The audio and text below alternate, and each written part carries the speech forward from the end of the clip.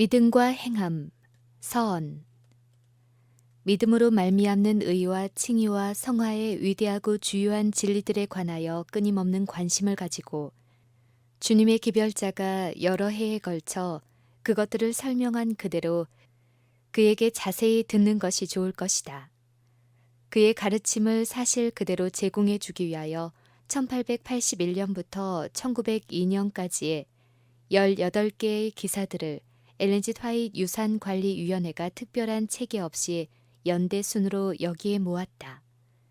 그의 설교와 기사들은 교회를 위한 리뷰 앤드 헤럴드지와 일반 사회를 위한 사인스 오브 타임즈에서 율법과 복음에서 체계화된 그대로 구원의 근본 진리들을 조리 있게 개설하고 있다. 1890년 원고 36의 서류의 명확한 설명으로 소개되고 있는 몇 개의 선택된 항목들은 1888년의 대총회 이후 어려웠던 시기에 집필되었는데 그때는 그가 다른 곳에서 기술한 바와 같이 백성들이 믿음과 행함에 관하여 잘못된 관점을 취할 큰 위험에 놓여 있었다. 1890년의 제목 없는 원고에서 그는 분명한 말로 그 문제들을 규명하는 일에 확신을 가지고 강조하였다.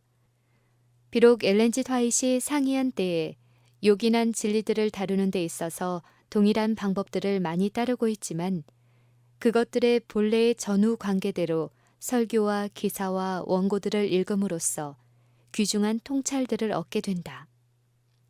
각자는 그 주제에 관한 균형 잡힌 제시이지만 때로는 독특한 강조가 주어진다. 기사들 중 많은 것은 전체적으로 다 나타나 있지만 다른 것들은 지면 관계상 중요한 부분인 믿음과 행함만을 포함시키고 축소시켜버렸다. 부제들과 많은 경우에 있어서 각 장의 제목은 편집자에 의하여 붙여졌으나 원문에 충실하지 않은 시도는 없었다. 그의 서적들과 다른 많은 설교들과 기사들은 이 중요한 진리들을 다루고 있다. 이 기사들을 숙독하는 자는 모든 그리스도인들에게 주어진 그 주제의 중요성을 분명히 깨닫게 될 것이다. 그는 또한 계속되는 기사들을 통하여 진리를 선포하는 일에 특별히 주님의 지도를 받은 자의 일관된 위치를 발견할 것이다. 잃어버린 인류를 위한 구원의 계획은 사람들이 그리스도의 대속의 죽음을 오직 믿음으로만 받아들이는 것에 기초를 둔다. 이 교훈은 아담과 그의 후손들이 희생 제물이 된 양을 죽였을 때에 에덴의 문 앞에서 가르쳐졌다. 그것은 모세가 구리뱀을 쳐들었을 때 광야에서 가르쳐졌고 그리하여 혈관 속에 독사의 독을 가진 백성들이 구원의 상징을 바라봄으로 회복되었던 것이다. 또한 그것은 이스라엘에게 주어진 제사 제도를 통하여 가르쳐졌다. 그것은 선지자와 사도들을 통하여 가르쳐졌다. 우리는 거듭 구원은 믿음을 통하여 얻는 은혜에 의한 것임을 배우고 있으며 또한 그렇게 이해하고 있다. 진정한 믿음은 구원을 얻기 위해 그리스도를 전적으로 신뢰하게 하는 동시에 하나님의 율법에 완전히 일치하도록 인도할 것이다. 믿음은 행함에 의하여 드러난다. 이 균형진 강조는 다소 규칙 없이 선별된 이 작은 책에 있는 자료들에서 발견될 것이다. 가인에게서 시작하여 여러 세대를 지나는 동안 큰 원수는 하나님의 율법을 범함으로 죄인이 된 사람이 자기 자신의 몸을 고통스럽게 하든지 자신의 손으로 만든 어떤 신에게 자녀들을 제물로 바치든지 거룩한 것으로 생각한 어떤 장소들을 순례하든지 고행을 하든지 교회의 금고에 돈을 바치든지 착하고 고결한 삶을 위한 눈물겨운 노력으로 자기 스스로를 바르게 하든지 자기 자신의 행동으로 은공과 구원을 얻어야 한다는 제안을 받아들이도록 세상의 거민들을 이끌음으로써 하나님의 자비로운 구원의 섭리에 반대해 왔다. 믿음으로 구원을 받아들이는 단순한 경험은 많은 사람들에게 너무도 쉬워 보인다. 그러므로 그리스도를 따르노라고 하는 수많은 사람들이 사실상 구원이 부분적으로는 갈바리에서의 그리스도의 죽음을 믿음으로 그리고 부분적으로는 인간의 노력으로 이루어진다는 입장을 취한다. 초기 제7일 안식일 예수 재림 교인들이 변치 않은 하나님의 율법이 요구하는 바를 발견하였을 때 율법을 지나치게 중시하는 경향들은 위협적인 요소가 되었으며 한동안 많은 사람들의 경험 속에 유익하지 못한 결과들이 초래되었다. 그러나 하나님의 율법을 양심적으로 이해하게 되면 율법이 우리를 죄에서 떠나게 하여 거룩하고 성스러운 삶으로 인도한다. 이것이 믿음과 행함, 율법과 복음에 관한 기사들을 기록하고 정리한 배경이다. 이 소책자가 포괄하는 20년 기간의 중간쯤에 해당하는 1888년에 미네소타주 미네아폴리스에서 대총회 개회에 앞서 목회자 수양회가 열렸다. 이 집회에서 믿음으로 말미암는 의의 기본 진리가 강조되었다. 엘렌 G. 화이트는 그것을 거의 잃어버렸던 진리의 회복으로 특징 지었다.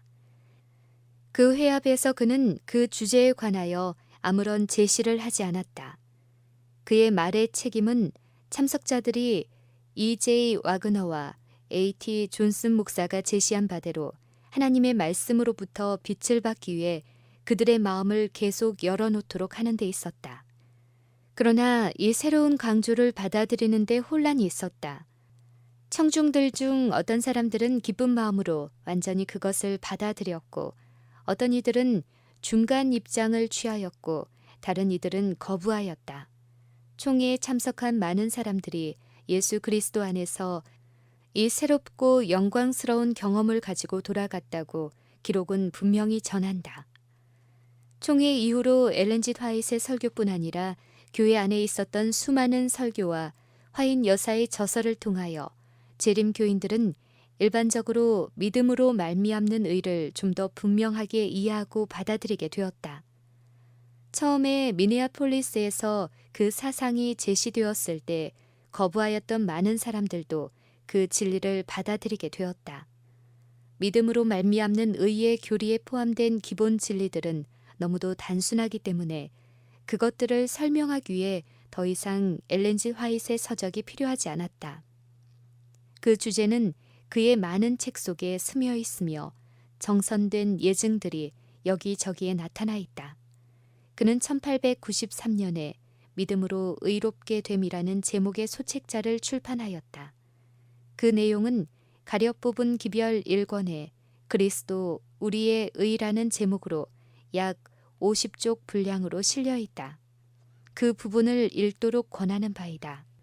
그리스도의 의를 받아들이는 온기 속에 거하는 경험을 오늘 누릴지라도 내일은 부주의와 억측으로 그것을 상실할 수도 있다. 그것은 단순하게 받아들이고 신뢰하는 개인의 경험이므로 다소 와해되기 쉽다. 그것은 신학적인 쟁점을 분명히 하려는 논쟁을 통하여서는 오히려 퇴색될 수도 있다. 엘렌 G. 화이트는 다음과 같이 말했다. 많은 사람들이 칭의와 성화의 차이를 명확하게 정의하려고 시도하는 오류를 범하고 있다. 이 두 용어의 정의 속에 흔히 그들 자신의 생각이나 사상을 도입한다.